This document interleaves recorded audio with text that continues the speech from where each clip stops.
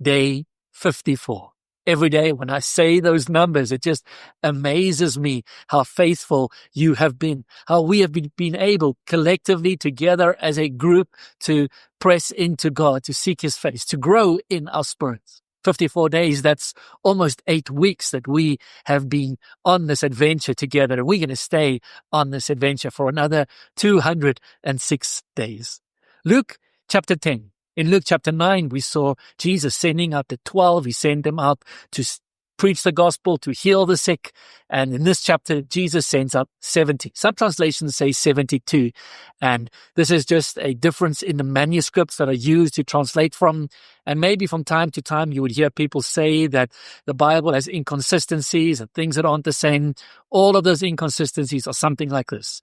It is, some manuscripts say 70, some manuscripts say 72. Whichever one it is really doesn't change anything about the story. Then there are different ways in which certain manuscripts spell names and places, but that really, once again, doesn't change anything about the message. So Jesus sends out the 70, and there are signs and wonders happening all over Israel. They come back. They're excited. Jesus is excited. He's like, when you guys were out there, I saw Satan fall like lightning from heaven. It was like the kingdom of God was advancing, and the kingdom of Satan, he was going backwards in a big way. But don't rejoice in this. I think it is so important to remind ourselves that our joy should never be in the successfulness of our ministry, in the authority we have in the Spirit, anything like that. Our joy is that our names are written in the Lamb's book of life. And then there's a story of what we call the Good Samaritan, which actually isn't so much the story of a Good Samaritan as it is about a lawyer who comes to Jesus looking for a reason not to love.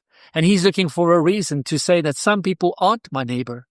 And Jesus tells him a story about a Samaritan who traveled from Jericho to Jerusalem. It was a dangerous road. There were lots of rocky outposts. It was known for a place where many robbers would stay within the rocky outposts, and it would be easy for them to attack. It was about a 30-kilometer journey. But what's most important is Jesus flips the question back. The whole point that Jesus is holding here before this teacher of the law is that the question should not be, who is my neighbor? The question is, who am I being neighbor to?